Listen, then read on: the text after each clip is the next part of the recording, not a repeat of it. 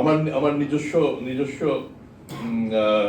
বসিলাতে আমার 1500 স্কোয়ার ফিটের একটি আমি দুটি আসলে 700 স্কোয়ার ফিটের দুটি মিলিয়ে 1500 স্কোয়ার ফিটের একটা আমার একটা অ্যাপার্টমেন্ট আছে। আমি সেখানে আরো প্রায় 700 স্কোয়ার ফিট আমি নেওয়ার একটা প্রক্রিয়ার মধ্যে আছি।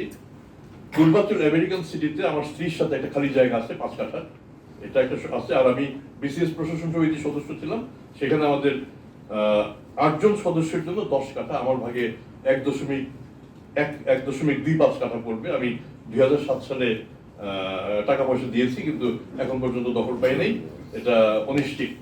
আমি নিজে রাজুকের একটা প্লটের জন্য 75,000 টাকা জমা দিয়েছিলাম, আজ পর্যন্ত এটার কোনো নিষ্পত্তি হয়নি।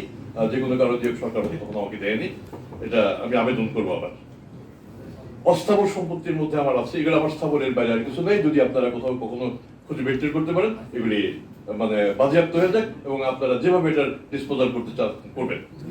আমার অস্থাবর সম্পত্তির মধ্যে আছে আমার বিভিন্ন আকারের 25 সেল ভর্তি বইপত্র, দেশি বিদেশি, এগুলি বেশ দামি বইপত্র। আমার বাসায় আসবাব, ইলেকট্রনিক সামগ্রী টামগ্রী সবকিছু মিলিয়ে 1,05,000 টাকার জিনিস হবেই তো। আমার 5 বছর মেয়াদি একটা সঞ্চয়পত্র আছে, এটা 30 লক্ষ টাকা। আর 2-3 মাস অন্তর সঞ্চয়পত্র আছে 20 লাখ টাকা। আমার জিপিএফ এর টাকা আমি এখন তুলি নেই, ওখানে 17 লক্ষ টাকা। সরকারি যারা চাকরি করেন তাদের এই প্রভিডেন্ট ফান্ড থাকে।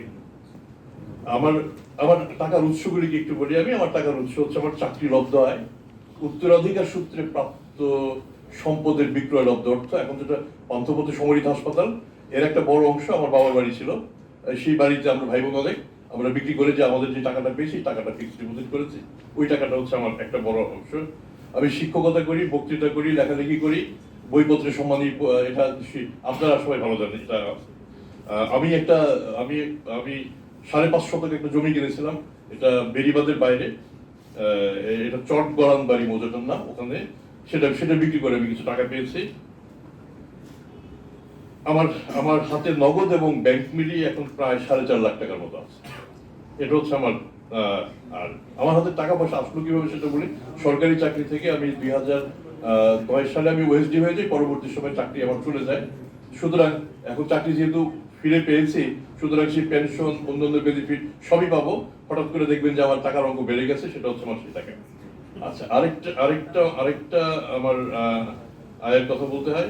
মূলত আমি শেষ দিকে এই টাকাটা এখন আসবে না। বর্তমানে আমি যে বেতন ভাতা পাই সেটাও আপনাদের জানা দরকার।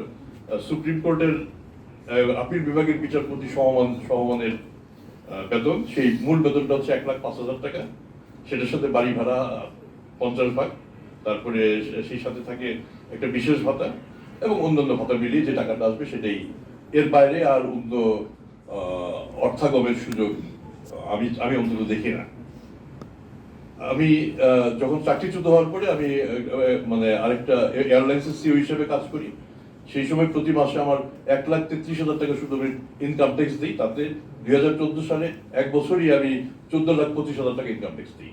তো কাজেই আমার মানে ব্যাপারটা পুরোটাই স্বচ্ছ এবং তার প্রতিটাই অক্ষরে অক্ষরে আমার যে ট্যাক্স রিটার্ন এটার বর্ণনা রয়েছে।